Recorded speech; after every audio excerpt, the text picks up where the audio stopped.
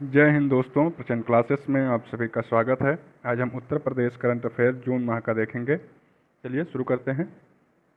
उत्तर प्रदेश के जिलों में भूजल स्तर के सुधार। उत्तर प्रदेश के जिलों में जो है भूजल स्तर में सुधार आया है 32 जिलों में। ठीक है, ये नमामि गंगे एवं जलापूर्ति अनुभाग 3 की ओर से जारी की गई है सूचना।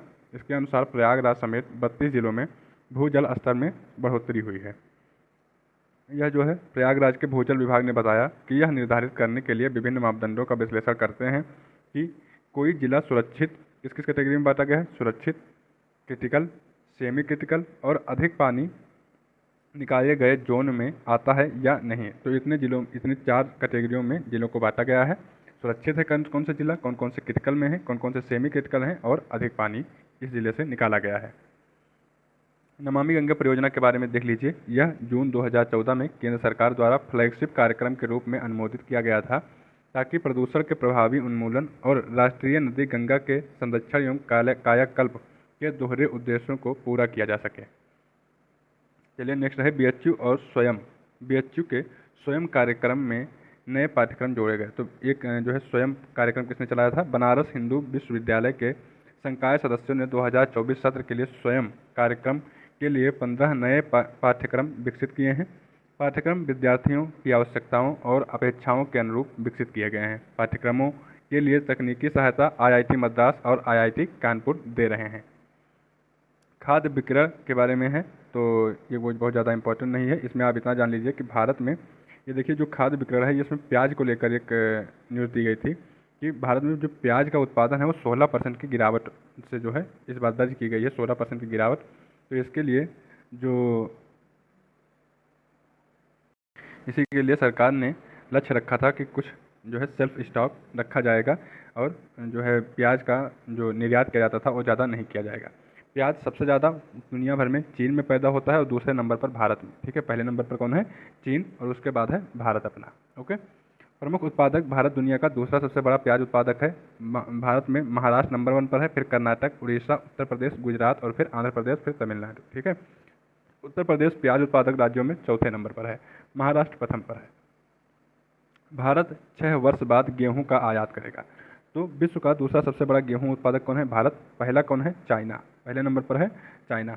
तो अब भारत दूसरे नंबर पर सबसे बड़ा उत्पादक होते हुए भी अब क्या करेगा कि 3 वर्षों की निराशाजनक फसल उत्पादन के कारण घटते भंडारण की पूर्ति तथा बढ़ती कीमतों के नियंत्रण करने हेतु 6 वर्ष के अंतराल के बाद गेहूं का आयात शुरू करने की योजना बना रहा है कौन, भारत। अब 6 साल तक अभी तक गेहूं का आयात नहीं किया था, लेकिन अब करेगा, क्योंकि लगातार जो भंडार है गेहूं का भारत में घट रहा है, क्योंकि लगातार 3 साल से गेहूं का उत्पादन घट रहा है। गेहूं की फसल पिछले वर्ष 2023 में रिकॉर्ड 112 मिलियन मीट्रिक टन थी। अब क्या हो गया है, जो है इस बार कितना होगा, 6.25% की कम होने की उम्मीद है। वर्ष 2024 में गेहूं खरीद के लिए सरकार ने लक्ष्य रखा था कि सरकार 30 से 32 metric ton million metric ton गेहूं खरीदने का लक्ष्य रखा था सरकार ने, जिसमें से सरकार ने खरीदा कितना, 26.2 मिलियन मीट्रिक टन। ठीक है, इतना ही केवल खरीद पाई सरकार। इसके पीछे जो न्यूनतम समर्थन मूल्य सरकार ने इस बार गेहूं के लिए रखा था 2275 रुपये रखा था।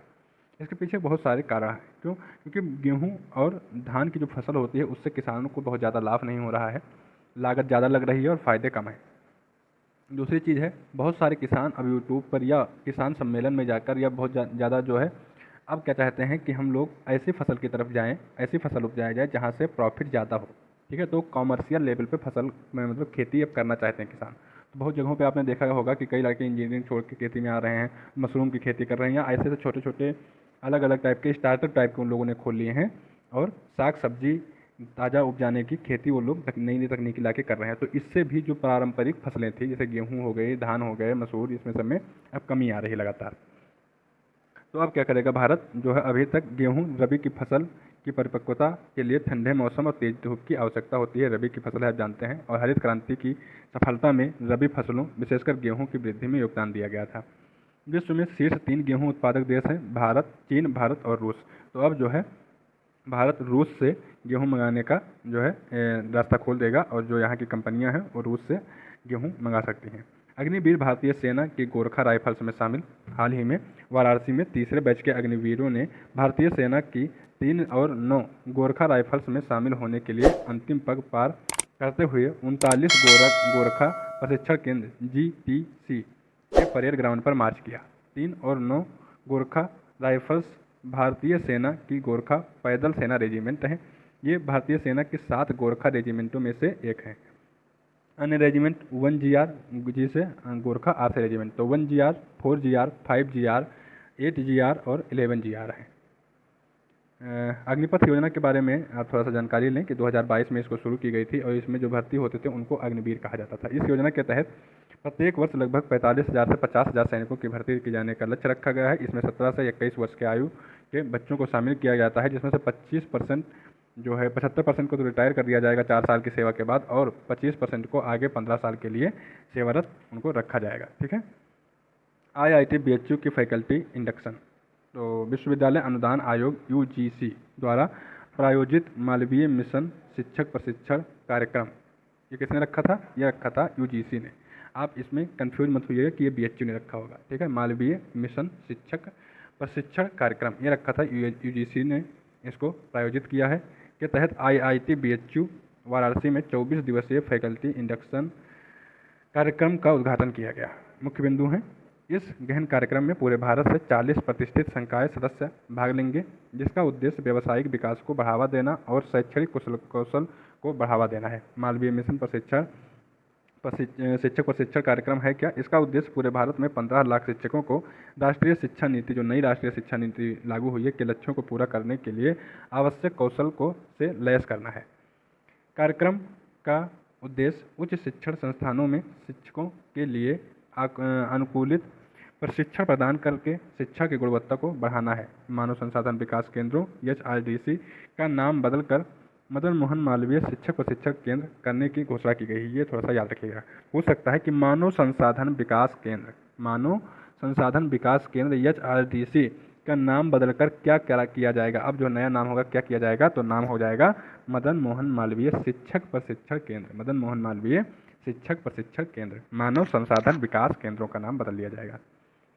विश्वविद्यालय अनुदान आयोग UGC के बारे में कुछ जानकारी है कि यह 28 दिसंबर 1953 को अस्तित्व में आया तथा 1956 में संसद के एक अधिनियम द्वारा इसे वैधानिक निकाय बना दिया गया। इसका मुख्यालय नई दिल्ली में है। विश्व की सबसे बड़ी अनाज भंडारण योजना, हाल ही में विश्व की सबसे बड़ी अनाज भंडारण योजना के लिए राष्ट्रीय स्तरीय समन्वय समिति NLCC की पहली बैठक नई दिल्ली में की गई। इस योजना में प्राथमिक कृषि ऋण समितियों PACS को बहुसेवा समिति में परिवर्तित करने की परिकल्पना की गई है। NCDC की स्थापना 1963 में संसद के एक अधिनियम द्वारा कृषि एवं किसान कल्याण मंत्रालय के तहत सांविधिक निगम के रूप में की गई थी। नेक्स्ट है IIT का मतलब IIT मतलब ट्रिपल IT का मतलब है इलाहाबाद। ठीक है, इलाहाबाद। तो इलाहाबाद ने QS जो क्वाक्वेरेली साइमंड्स, तो क्वाक्वेरेली साइमंड्स वर्ल्ड यूनिवर्सिटी रैंकिंग हासिल की है। इसने कौन सी रैंक हासिल की है? तो 1401 रैंक हासिल की है पूरे विश्व भर में, 1401वीं रैंक हासिल की है। और वर्ल्ड यूनिवर्सिटी रैंकिंग में समग्र श्रेणियों में 46वां स्थान हासिल किया है IIT इलाहाबाद ने। न्यूज है कि भारतीय सूचना प्रौद्योगिकी संस्थान ट्रिपल IT इलाहाबाद ने विश्व भर में 1401 रैंकिंग हासिल की है और QS वर्ल्ड रैंकिंग 2025 में समग्र श्रेणी में 46वां स्थान प्राप्त किया है। तो QS रैंकिंग में 46वां स्थान प्राप्त किया है इलाहाबाद में। ठीक है, IIT इलाहाबाद ने। मुख्य बिंदु है QS क्वाक्वेरेली साइमंड्स, इसका फुल फॉर्म है।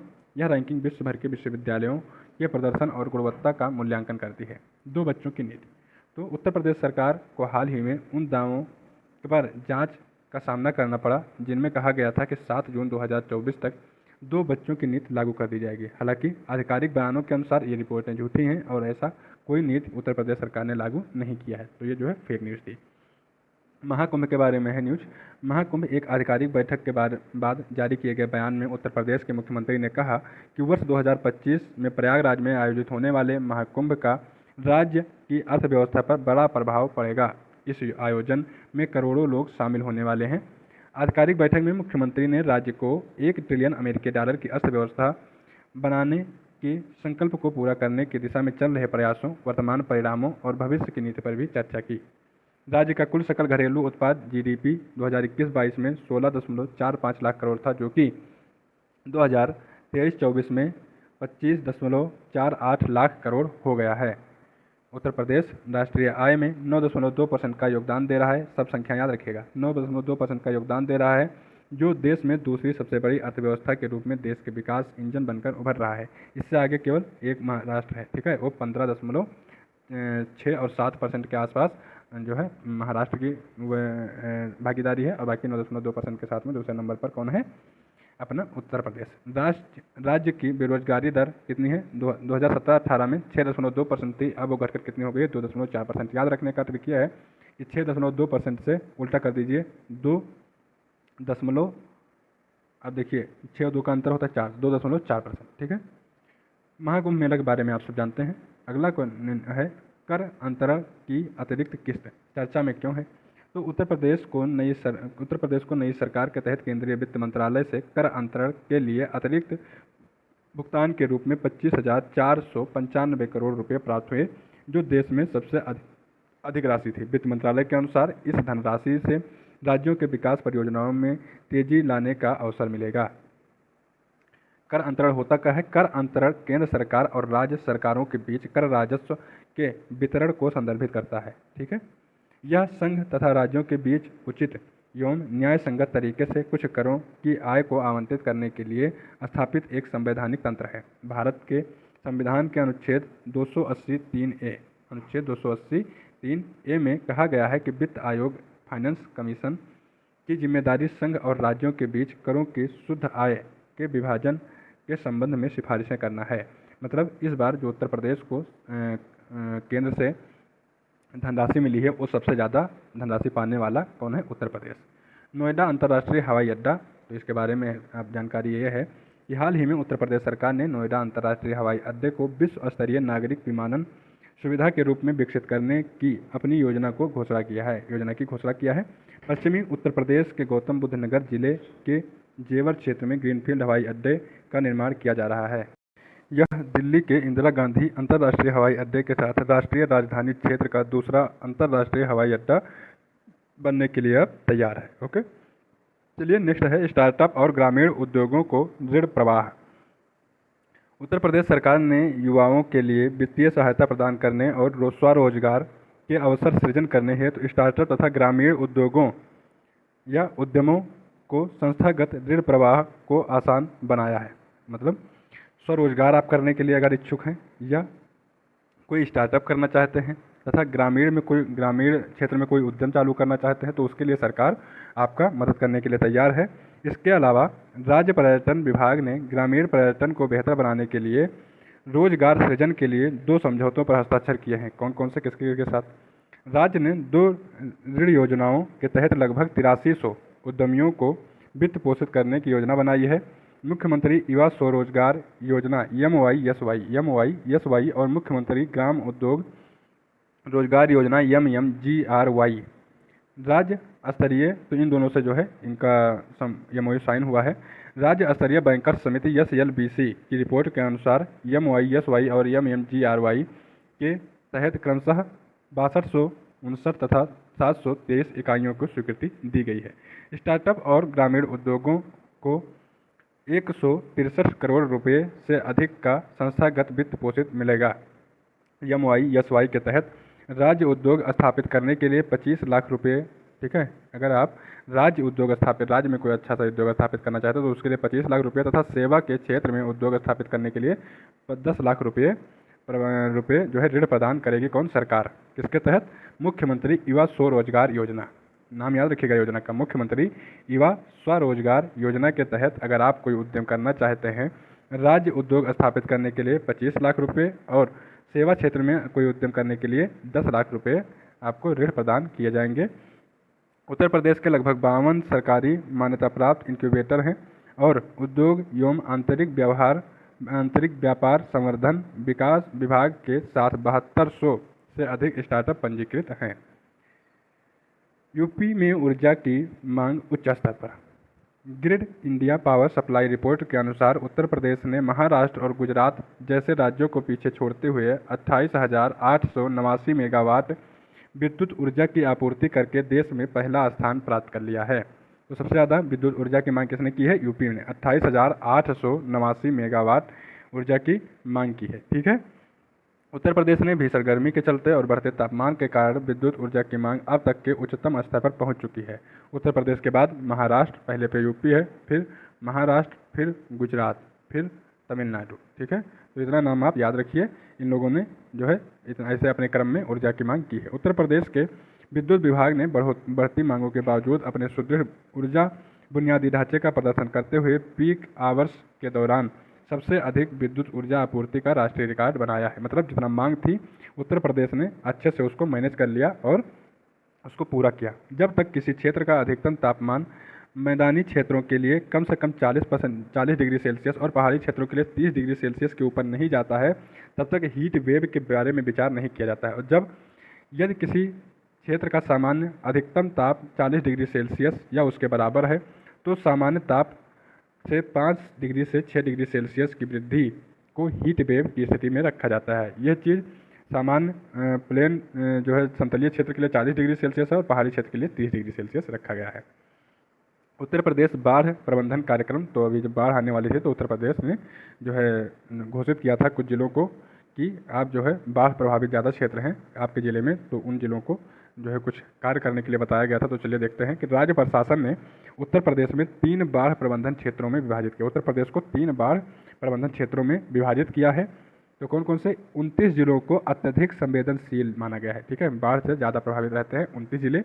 11 संवेदनशील जिले हैं, वो संवेदनशील है। 29 अत्यधिक संवेदनशील हैं, 11 संवेदनशील हैं और 35 सामान्य जिले हैं। ठीक है, ऊंचाई, सिंचाई, कृषि और पशुपालन। सिंचाई, कृषि और पशुपालन विभागों के अधिकारों की टीमें इन क्षेत्रों में कड़ी निगरानी रखी हैं। ठीक है, ये हो गया राष्ट्रीय आपदा मोचन बल, national disaster response force, NDRF। NDRF का फुल फॉर्म क्या होता है? National disaster response force. तो यह आपदा प्रबंधन अधिनियम 2005 के तहत गठित की गई थी। यह एक भारतीय विशेष बल के रूप में इसको दर्जा प्राप्त है। भारत में आपदाओं के प्रबंधन की जिम्मेदारी राज्य सरकारों की है। जब भारत में कोई आपदा आती है तो उसके प्रबंधन की जिम्मेदारी किसके पास है? राज्य सरकारों को। ये जो है अच्छे से देख लीजिएगा। प्राकृतिक आपदाओं के प्रबंधन के लिए केंद्र सरकार का नोडल मंत्रालय कौन सा है? गृह मंत्रालय। ओके, जब प्राकृतिक कोई आपदा आ जाती है उसको गृह मंत्रालय संभालता है, केंद्र सरकार की जिम्मेदारी होती है। और कोई भारत में कोई आपदा, और जो भारत में आपदा प्रबंधन का कार्य होता है वो राज्य सरकारों का होता है। यह प्रशिक्षित पेशेवर इकाइयों को संदर्भित करता है जिन्हें आपदाओं के लिए विशेष प्रतिक्रिया हेतु बुलाया जाता है। कौन? NDRF। उत्तर प्रदेश में ताप विद्युत परियोजनाओं में तेजी। उत्तर प्रदेश सरकार राज्य में बढ़ती ऊर्जा मांग को पूरा करने के लिए घाटमपुर और ओबरा सी ताप विद्युत परियोजनाओं के कार्य में तेजी ला रहा है। इन परियोजनाओं के लिए संयुक्त पूंजी व्यय कितना होगा? 32,000 करोड़ रुपये से अधिक। घाटमपुर परियोजना 1980 मेगावाट की अनुमानित लागत कितनी है? 19,006 करोड़ रुपये। ठीक है, घाटम परियोजना में 19,006 करोड़ रुपये लगाए जा रहे हैं। इसका विकास नेवेली उत्तर प्रदेश पावर, NUPPL द्वारा किया जा रहा है। तो घाटमपुर परियोजना किसके द्वारा बनाई जा रही है? नेवेली उत्तर प्रदेश पावर के द्वारा। घाटमपुर परियोजना की सभी 3 इकाइयों में सत्र 2024-25 में चालू होने की उम्मीद है, जिसमें राज्य के विद्युत उत्पादन का 75% प्राप्त होगा। Obra C thermal power plant 1320 megawatt, Ghatampur 1980 megawatt, 1980, और ये जो है ओबरा वाली कितना है? 1320 मेगावाट। ठीक है, तो इन दोनों को थोड़ा सा ध्यान में रखिएगा। और इसकी लागत कितनी है? तो इसकी लागत कीमत और विनिमय दरों में परिवर्तन के कारण बढ़ गई है। इसकी लागत कीमतों में कुछ विनिमय दर के कारण क्या हो गई है? बढ़ गई है। राज्य ओबरा की बढ़ी हुई लागत का 70% हिस्सा उधार के माध्यम से पूरा करेगा, जबकि शेष 30% हिस्सा शेयर पूंजी के माध्यम से प्रदान किया जाएगा। नेक्स्ट है प्रधानमंत्री मोदी का काशी विश्वनाथ मंदिर का दौरा। तो ये जो है बहुत ज़्यादा इंपॉर्टेंट नहीं है। राष्ट्रीय महिला आयोग सूत्रों के अनुसार वर्ष 2024 में राष्ट्रीय महिला आयोग NCW को सबसे अधिक शिकायतें उत्तर प्रदेश से प्राप्त हुई हैं। उसके बाद दिल्ली और महाराष्ट्र का स्थान रहा। तो सबसे अधिक टोटल पूरे देश में कितनी शिकायतें दर्ज की गई? 12,648, जिसमें से 6,492 शिकायतें केवल उत्तर प्रदेश से थी। और किस मामले में सबसे ज़्यादा शिकायतें की गई? तो सबसे ज़्यादा गरिमा के अधिकार का हनन हो रहा था, इसीलिए सबसे ज़्यादा शिकायतें इसी क्षेत्र में की गई हैं, गरिमा के अधिकार को लेकर। गरिमा के अधिकार में घरेलू हिंसा के साथ साथ उत्पीड़न भी जो है शामिल होता है। घरेलू हिंसा उसके बाद में गरिमा के अधिकार के बाद घरेलू हिंसा के रूप में 3213 शिकायतें दर्ज हुई। दहेज उत्पीड़न के लिए 1963 शिकायतें दर्ज हुई। छेड़छाड़ के लिए 821 शिकायतें दर्ज हुई और महिलाओं के प्रति पुलिस की उपेक्षा की 524 शिकायतें दर्ज हुई तथा बलात्कार के प्रयास की 658 शिकायतें एनसीडब्ल्यू के पास जो है दर्ज की गई। राष्ट्रीय महिला आयोग national commission for women NCW इसके बारे में देखिए कि एनसीडब्ल्यू भारत सरकार का सांविधिक निकाय है जो आम तौर पर महिलाओं को प्रभावित करने वाले सभी नीतिगत मामलों पर सरकार को सलाह देता है।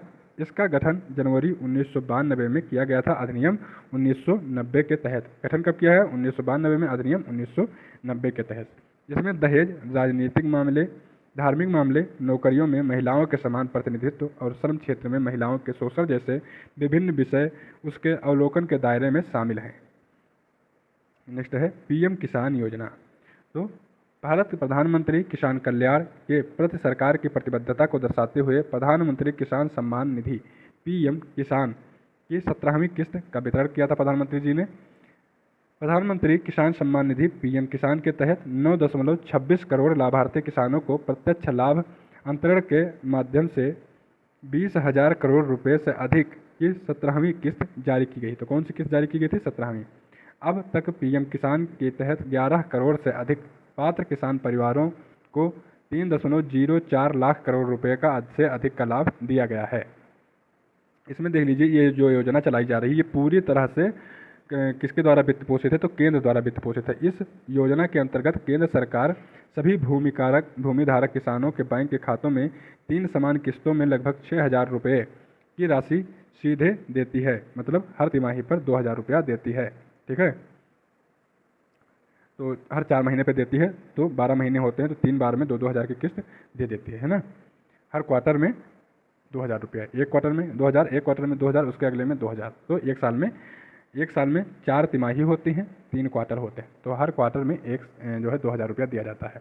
इसे फरवरी 2019 में लॉन्च किया गया था। यह एक केंद्रीय क्षेत्र की योजना है जिसमें 100% वित्त पोषण भारत सरकार द्वारा किया जाता है। ठीक है, इसका क्रियान्वयन कृषि एवं किसान कल्याण मंत्रालय द्वारा किया जा रहा है। लाभार्थी किसान परिवारों के पहचान की पूरी जिम्मेदारी राज्य और संघ राज्य क्षेत्र की सरकारों की होती है। लगभग इसका मतलब ये हुआ कि रुपया तो कौन देगी? केंद्र सरकार देगी। 100% रुपया केंद्र सरकार ही देती है। पर जो है किसान, हमारे यहाँ इतने किसान हैं और कौन कौन से किसान उसमें जो है भागीदार हैं, मतलब कौन कौन से किसान उसके लिए चुने जा सकते हैं, और कुछ किसान बहुत बड़े होते हैं तो उसमें चुने नहीं जाएंगे। तो इनका डेटा कौन देता है? ये देती है राज्य सरकार। इसकी जिम्मेदारी है राज्य सरकार की। लखपति दीदी योजना के बारे में पढ़े होंगे, तो इसको देख लीजिए। सरकार ने गाँव में 2 करोड़ लखपति दीदी समृद्ध बहनें तैयार करने का लक्ष्य रखा है। इस योजना के तहत महिलाओं को कौशल प्रशिक्षण प्रदान किया जाएगा जिससे वे प्रतिवर्ष 1 लाख रुपया से अधिक कमा सकें। लगभग 15,000 महिला स्वयं सहायता समूहों से ड्रोन संचालन और मरम्मत का प्रशिक्षण प्रदान किया जाएगा। एलईडी बल्ब बनाने, प्लम्बिंग का काम और अनेक तरह के कौशल विकास प्रशिक्षण जो है महिलाओं के लिए चालू किए गए हैं। वाराणसी अंतर्राष्ट्रीय हवाई अड्डे का विकास के लिए 2869.65 करोड़ रुपये की अनुमति जो है करोड़ रुपये खर्चा करने की अनुमति दी गई है। भारतीय विमानपत्तन प्राधिकरण AAI इस परियोजना की देखरेख करेगा जिसका उद्देश्य हवाई अड्डे की यात्री संचालन क्षमता में उल्लेखनीय वृद्धि करना है। इस परियोजना में एक नया टर्मिनल बनवाना है, रनवे को लंबा कराना है और एप्रन को विस्तृत करना शामिल है। आगामी टर्मिनल 75,000 वर्ग मीटर में विस्तृत होगा जो प्रतिवर्ष 6 मिलियन यात्रियों की सेवा करेगा तथा व्यस्त समय में 5,000 यात्रियों को संभालेगा।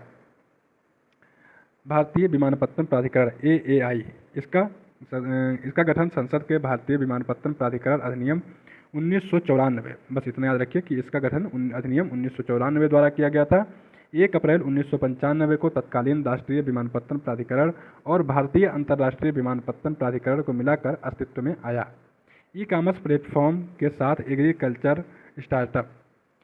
उत्तर प्रदेश सरकार राज्य के एग्रीकल्चर कमोडिटी स्टार्टअप को केंद्र सरकार द्वारा प्रवर्तित ई-कॉमर्स प्लेटफॉर्म जैसे open network for digital commerce ONDC और राष्ट्रीय कृषि बाजार नाम से जोड़ने की योजना बना रही है। बस ज़्यादा इसमें ध्यान देने की आवश्यकता नहीं है। नेक्स्ट है मलेरिया उन्मूलन अभियान। तो उत्तर प्रदेश सरकार ने वर्ष 2027 तक राज्य में मलेरिया उन्मूलन के लिए तीव्र अभियान शुरू किया।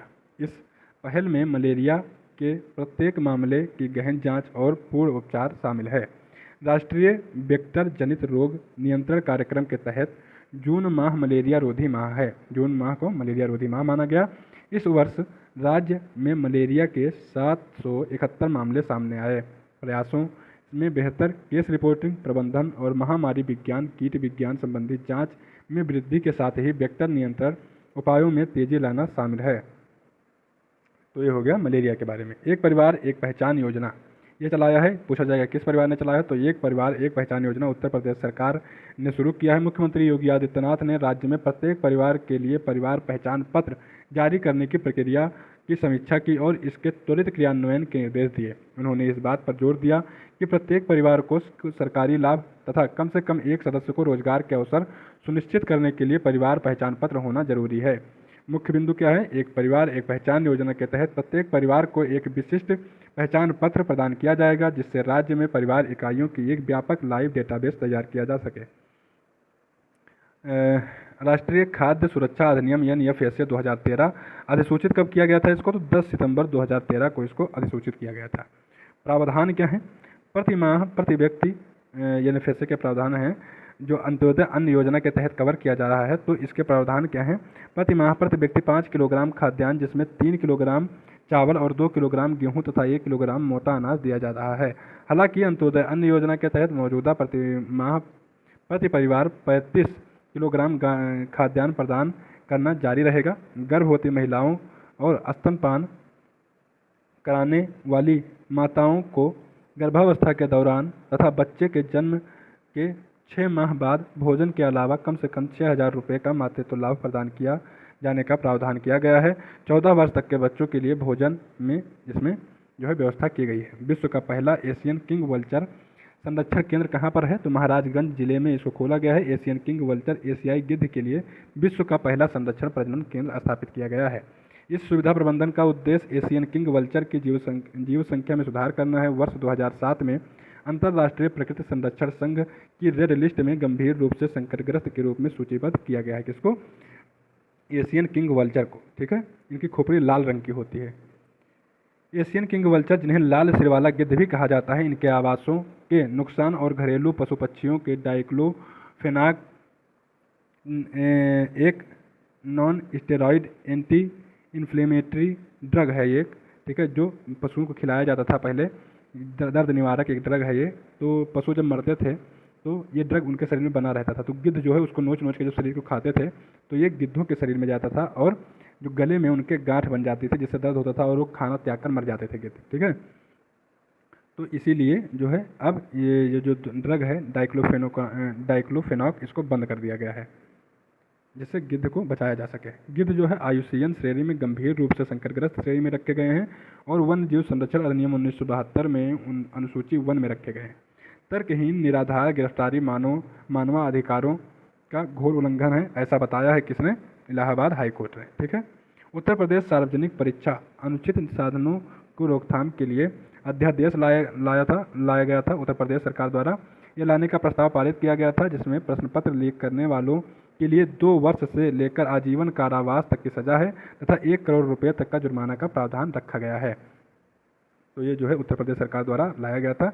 यदि कोई परीक्षा प्रभावित होती है तो वित्तीय बोझ संबंधित लोगों से वसूला जाएगा। मतलब जिस कंपनी से को परीक्षा का टेंडर दिया जाएगा कि आप जो है परीक्षा का टेंडर लीजिए और परीक्षा करवाइए, तो उस कंपनी से ही दोबारा परीक्षा जो है करवाने का रुपया पूरा उसी कंपनी से वसूला जाएगा, जिस कंपनी के देख रेख में नकल हुई रही होगी या जो है धांधलीबाजी हुई रही होगी। ठीक है, अध्यादेश लाया गया है तो इसके बारे में है कि यह राज्य या केंद्र सरकार द्वारा उस समय जारी किया गया आदेश या कानून है जब विधानमंडल या संसद सत्र में नहीं होता है। जब मतलब सत्र की बैठक नहीं चल रही होती है, विधानसभा की बैठक नहीं चल रही होती है, कोई कानून हमें अचानक मतलब सरकार को अचानक लाना होता है, तो वो जो है राज्यपाल और राष्ट्रपति के माध्यम से कानून निकलवा दिया जाता है, जो कि 6 महीने तक आगामी 6 महीने तक मान्य रहता है। 6 महीने बाद अगर उस कानून को वैसे ही चलाना है तो उस कानून को विधानसभा में और राज्यसभा में पास करवाना रहता है। ऐसे ही विधान परिषद और विधानसभा में पास करवाना रहता है राज्यों को। तो कानून उसके आगे भी चलता रहेगा, नहीं तो 6 महीने बाद क्या हो जाएगा? अपने आप वो खत्म हो जाएगा। ठीक है, अध्यादेश जारी करने की विधायी शक्ति आपातकालीन शक्ति से की प्रकृति की है, जो केवल आपातकालीन स्थिति से निपटने के लिए कार्यपालिका को प्रदान की गई है। अध्यादेशों के संबंध में संवैधानिक प्रावधान COI का अनुच्छेद 123 राष्ट्रपति, COI का मतलब हुआ कॉन्स्टिट्यूशन ऑफ इंडिया, ठीक है। तो अनुच्छेद 123 के अनुसार राष्ट्रपति अध्यादेश जारी करने का अधिकार रखता है, ठीक है, अधिकार देता है किसको, कार्यपालिका को, जबकि अनुच्छेद 213 के अनुसार राज्यपाल को विधानमंडल के सत्र में न होने पर अध्यादेश जारी करने का अधिकार देता है कौन, राज्यपाल। नेक्स्ट है अयोध्या में मंदिरों का संग्रहालय। तो अयोध्या में मंदिरों का संग्रहालय बनाने के लिए टाटा सन्स के प्रस्ताव को अनुमोदित किया है किसने, उत्तर प्रदेश सरकार ने, जो कि जिसकी अनुमानित लागत 750 करोड़ रुपया है। राज्य में पर्यटन मंत्री जयवीर सिंह हैं, नाम याद रखिए। इनके अनुसार कंपनी अपने कारपोरेट सामाजिक उत्तरदायित्व फंड का उपयोग करके इस परियोजना का प्रबंधन करेगी। कारपोरेट जो है उत्तरदायित्व कर होता क्या है, तो ये होता है मुख्यमंत्री, जैसे इसके बारे में भी हम बता रहे हैं, ये क्या होता है कि कारपोरेट कंपनियां जैसे होती हैं, तो बहुत सारे जब कंपनियां बहुत बड़ी बड़ी उद्योग चलाती हैं, तो इससे क्या होता है कि पर्यावरण को क्षति पहुंचती है। तो इनका कुछ जिम्मेदारी होता है कि अगर आप इतना कमा रहे हैं, तो जो पर्यावरण को क्षति हो रही है या सामाजिक क्षति हो रही है, तो उसको आप कुछ पे करें, ठीक है। तो इनके 4 मुख्य प्रकार होते हैं कि पर्यावरणीय जिम्मेदारी, नैतिक जिम्मेदारी, परोपकारी जिम्मेदारी, आर्थिक जिम्मेदारी। और इन्हीं जिम्मेदारियों के निर्वहन के लिए कंपनियों से एक टैक्स लिया जाता है, जो कि कारपोरेट सामाजिक उत्तरदायित्व टैक्स कहा जाता है, जो कि उनके लाभ का 2% टैक्स होता है। यह जो है कंपनी अधिनियम 2013 के अनुसार ये टैक्स लिया जाता है। इसमें वो कंपनियां शामिल होती हैं जिनका वार्षिक कारोबार 1000 करोड़ रुपया से अधिक हो, जिनकी निवल संपत्ति 500 करोड़ रुपया से अधिक हो तथा उनका शुद्ध लाभ 5 करोड़ रुपया या उससे अधिक हो, तो उन कंपनियों से जो है कारपोरेट सामाजिक उत्तरदायित्व टैक्स जो है लिया जाता है। यह उनके लाभ का 2% होता है। Spiritual circuit development. Uttar Pradesh के मुख्यमंत्री योगी आदित्यनाथ राज्य में पर्यटन को बढ़ावा देने के लिए 12 प्रमुख पर्यटन सर्किट विकसित कर रहे हैं। उत्तर प्रदेश पर्यटन विभाग पर्यटन स्थलों के सर्वेक्षण, अंतर विश्लेषण और यूपी पर्यटन नीति दस्तावेज 2022 के पालन सहित एक विस्तृत रणनीति को लागू करने के लिए तैयार कर रहा है। योजना में 7 यस सूचना, स्वागत, सुविधा, सूचना, स्वागत, सुविधा, सुरक्षा, स्वच्छता, संरक्षण और सहयोग, ये 7 यस पूछा जाएगा किस सरकार ने लागू किया था, तो उत्तर प्रदेश सरकार ने योजना जारी की थी पर्यटन विभाग मंत्रालय के तहत, ठीक है। तो ये उत्तर प्रदेश सरकार के पर्यटन विभाग के जो है योजना है। 7 यस इसमें है, यस से सूचना, 1 यस से स्वागत, दूसरे यस से सुविधा, सुरक्षा, स्वच्छता, संरक्षण, सहयोग, ठीक है, के आधार पर मानकों को प्राथमिकता दी गई है। काशी विश्वनाथ धाम और अयोध्या धाम के साथ साथ उनके संबंधित गलियारों के विकास से ये स्थल राज्य के प्रमुख पर्यटक आकर्षण बन रहे हैं। वर्ष 2025 में प्रयागराज में होने वाले महाकुंभ में 30 करोड़ प्रतिभागियों के भाग लेने की उम्मीद है, जो पर्यटन उद्योग में उत्तर प्रदेश की बढ़ती प्रमुखता को उजागर करेगा। नेक्स्ट है यूपी प्रगति त्वरक कार्यक्रम, UPPAP, ठीक है। तो UPPAP उत्तर प्रदेश प्रगति त्वरक कार्यक्रम। बेंगलुरु स्थित कृषि फर्म किसान क्राफ्ट लिमिटेड उत्तर प्रदेश में धान के प्रत्यक्ष बीजारोपण DSR को बढ़ावा देने के लिए विश्व बैंक के जल संसाधन समूह WRG की न्यून मीथेन चावल परियोजना में शामिल हो गया है, ठीक है भाई, इतना है, आप इसको याद रखिए। इसमें जो है कंपनी रायबरेली, सीतापुर, प्रतापगढ़, कहाँ रायबरेली, सीतापुर, प्रतापगढ़, बाराबंकी, उन्नाव और अयोध्या जिलों में पायलट प्रोजेक्ट चलाएगी। ये कहाँ की कंपनी है, तो ये कर्नाटक बेंगलुरु की कंपनी है, ठीक है। उत्तर प्रदेश प्रगति, तो यूपी प्रगति। उत्तर प्रदेश ने जल संसाधन समूह 2030 bill and Melinda Gates foundation और निजी क्षेत्र के सहयोग से यूपी प्रगति नामक एक त्वरक कार्यक्रम शुरू किया है। किसने शुरू किया, जल संसाधन समूह ने, उत्तर प्रदेश के। इस कार्यक्रम का उद्देश्य पूरे राज्य में आय को बढ़ावा देने के लिए तकनीकी और संस्थागत नवाचारों के माध्यम से कृषि में जल उपयोग दक्षता एवं कम कार्बन प्रथाओं को बढ़ावा देना है। यूपी प्रगति कार्यक्रम का उद्देश्य हितधारकों के सहयोग से आगामी 5 वर्षों में 2.5 लाख हेक्टेयर के पूरे राज्य में चावल का प्रत्यक्ष बीजारोपण को बढ़ावा देना है। चावल प्रत्यक्ष बीजारोपण क्या है, चावल प्रत्यक्ष बीजारोपण जिसे बीज बिखेरना तकनीकी के रूप में भी जाना जाता है, धान की बुवाई की एक जल बचत विधि है। GST रिटर्न में उत्तर प्रदेश सबसे आगे, तो GST रिटर्न में उत्तर प्रदेश सबसे आगे है, फिर तमिलनाडु है, फिर महाराष्ट्र है। यूपी, फिर तमिलनाडु और फिर महाराष्ट्र, ठीक है। यूपी ने टोटल जीएसटी रिटर्न के जो है कितने लोगों के जीएसटी रिटर्न में जो है किस सूची में कितने लोग शामिल हैं, तो इसमें जो है 9,08,900 लोगों का जीएसटी रिटर्न फाइल किया है यूपी ने। 8,80,200 लोगों का रिटर्न फाइल किया है तमिलनाडु ने, और 7,98,600 का रिटर्न जीएसटी फाइल किया है महाराष्ट्र ने। ठीक है, तो यूपी, तमिलनाडु, महाराष्ट्र। यूपी 9,08,900, ये याद रखिएगा। जीएसटी सेवा कर नेटवर्क, तो इसके बारे में आप जान चुके हैं। जीएसटी के बारे में रामपुर चाकुओं का शहर के रूप में नामित है, ये आप जानते हैं। सुचेता कृपलानी की जयंती मनाई गई है, तो ये देख लीजिए। स्वतंत्रता आंदोलन और भारतीय राजनीति में अग्रणी व्यक्तित्व के रूप में उनके उल्लेखनीय योगदान की स्मृति को याद रखने के लिए, बनाए रखने के लिए 25 जून 2024 को, कब 25 जून 2024 को सुचेता कृपलानी की जयंती मनाई गई। वह एक भारतीय राजनीतिज्ञ और स्वतंत्रता सेनानी थी जिनका जन्म 25 जून 1908 को हुआ था। कब 25 जून 1908 को हरियाणा के अंबाला जिले में हुआ था। वह उन 15 महिलाओं में से एक थी जो भारत के संविधान के प्रारूप तैयार करने के लिए गठित की गई भारतीय संविधान सभा की सदस्य के रूप में चुना गया था। तो आप जानते हैं भारतीय संविधान सभा में 15 महिलाएं चुनी गई थी, जिसमें से एक सुचेता कृपलानी जी थी। ये उनकी तस्वीर है। प्रमुख योगदान इनके क्या रहे हैं, तो भारत छोड़ो आंदोलन में इन्होंने बढ़ चढ़कर भाग लिया। वह 1940 के दशक के दौरान स्वतंत्रता आंदोलन के लिए महिला विंग अखिल भारतीय महिला कांग्रेस की जो है स्थापना किसने की थी, तो सुचेता कृपलानी जी ने की थी। कब 1940 में की थी। महिला विंग अखिल भारतीय महिला कांग्रेस की स्थापना किसने की थी, सुचेता कृपलानी जी ने। उन्होंने वर्ष 1946 में नोआखाली में शरणार्थियों के पुनर्वास की महत्वपूर्ण भूमिका निभाई। वह भारत में पहली महिला मुख्यमंत्री हैं, मुख्यमंत्री थी, जो कि उत्तर प्रदेश में 1963 में मुख्यमंत्री बनी थी। उत्तर प्रदेश में 4 नए राजमार्गों की घोषणा की गई है। ठीक है। सस्टेनेबल सिटीज चैलेंज, पवित्र शहर वाराणसी को डेट्रॉयट और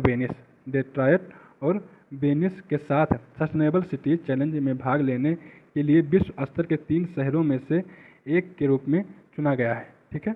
सस्टेनेबल सिटीज चैलेंज का शुभारंभ समारोह किसने किया था, तो टोयोटा मोबिलिटी फाउंडेशन द्वारा किया गया था। सस्टेनेबल सिटीज चैलेंज में भाग के रूप में टोयोटा मोबिलिटी फाउंडेशन ने $9 मिलियन का वित्त पोषण प्रदान किया है।